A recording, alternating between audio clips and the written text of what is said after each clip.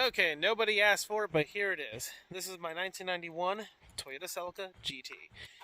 Now, I don't know all the things about the submodel, but to get into it, this car I bought back in 2020 after that car right there. Oh, wow. Sorry about the thumb in the way. Got into a wreck. And that car is still not back on the road, and it probably won't be for a long time. However, the story behind this car, I don't know the full details, but originally it was some drug dealers, and eventually got into the hands of the kid that I bought it off of. And it's been used and abused since then. I bought it with about 259,000 miles on it. Odometer stopped working, but I've been keeping track with an app, and it has now about 297 on it. The trunk does open. It's nothing fancy. 1 minute here. Once you open up the trunk, you're greeted with a Civic floor mat that I put in. I got that back when I worked at a dealership. Underneath, there is no spare tire. Do not have the spare tire. So that's a little bit of a problem, but I have spare tires for it. I just don't put it in here because I don't really worry about it. If I ever did get a flat, I have resources to get it fixed. It's all good. Coming around over here, as you've seen, I have done a lot to clean this car up. Back seats are removed, and they're probably not going back in it ever. But the carpet needs to be replaced. It is extremely stained, but I don't mind just leaving it the way how it is. It's missing a lot of panels, but overall the interior is actually not that bad. The dashboard's actually really nice. The camera makes it look a lot nicer than what it is, but it's not terrible. I am needing to make some stuff for it. Actually, what I really want to do is if I can figure out somebody that knows how to do 3D printing very well, and I would love to do that, and 3D print parts for this car. I'm debating on buying a 3D printer and messing around with one, but the thing that's holding me back right now is the finances of it. I just don't have the money to do that. But let's go into underneath the hood. We are underneath the hood. This is a 2.2. Now, I'm going to be honest. I have not looked into this too much. So, take what I say with a grain of salt. I'm not out here to fool anybody and say, oh, I know a lot more than what I do. Take my word all the time. No. But this is the 2.2 that is shared across 3 platforms. The Celica, the Camry, and somewhat the Corolla. The heads are different off the Corolla. I do know that. And I think the displacement is different as well. But this is the EFI series, so that stands for electronically fuel injection. But back then, it was like a whole big deal with Toyota. Needless to say, there is no power steering on it, even though it does have the power steering reservoir over here. I cut the belt. It does not exist. I am working on properly deleting that whole system. This is not like my Prelude, where there was more room to work with it. So, in order to get this out, I have to come up here and rewire some things. Well, not really rewire, but reroute. As far as the AC compressor that's down below, I do want to delete that as well. That does not work. I don't plan on fixing it. I want to delete it. Some of the spray paint here that's here, color scheme on this car, by the way.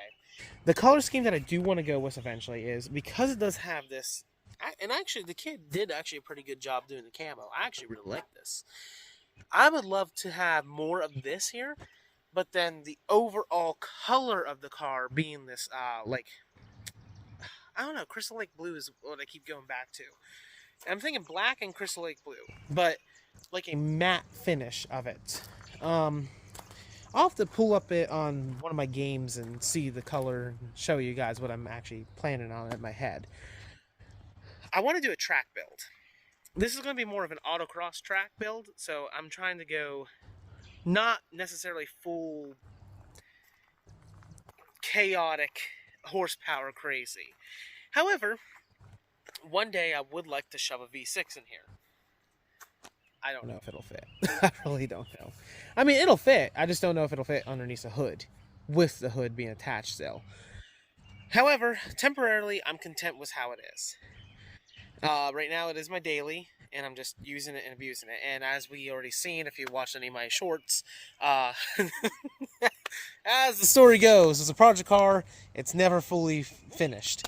But right here, that broke, and I actually just used JB Weld, and I got it back to being fixed. As long as you don't mess around with it too much, which don't know why you'd be heaving on a mirror, but it's fine. Needless to say, it's actually in overall pretty decent shape. This car has spent most of its life in Georgia, so it's never been up here in Pennsylvania to really get a lot of salt. I will not drive this car in winter. And if I ever do drive it in winter, it might be for a day or two for a quick little shoot of a video. It's going right to the car wash. I'm doing an underneath coat spray, and then it's coming right back over here. Over here we use salt, and it gets bad. Look at this car. I haven't really done too much to it because I haven't had time, but now this has been sitting for a couple of days. Well, actually, it's been sitting for a couple of weeks now, and this rotor's surface is starting to get bad. But if you look at all that right here, all up and over here, this here, and all this, yeah, we're known for getting really bad rusted cars. A lot of people do what's called a spray foam Bondo fix, which actually I'm guilty of doing it myself. I'll show you over here. If you look at this, that is some spray foam and Bondo here. Not finished and not perfect. That was just to get it sealed up.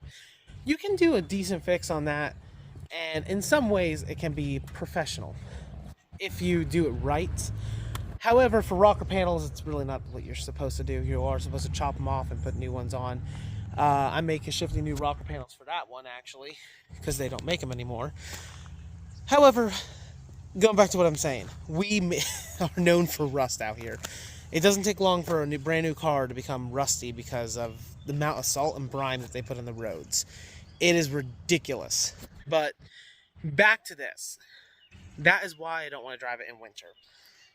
And it even has some rust over there. You can see some rust right there. There's some rust building up on it, but it's not anything structural.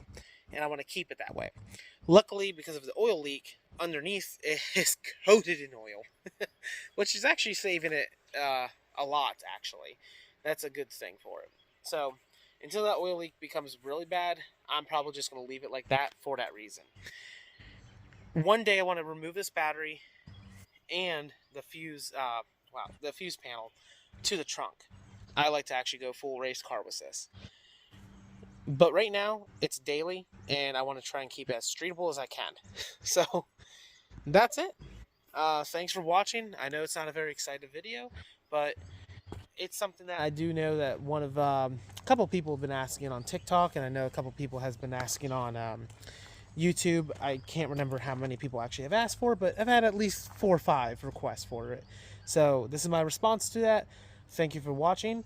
If you like this, comment, subscribe. I would love to have more subscribers so I can getting closer to being monetized. And have a good day, guys. Bye.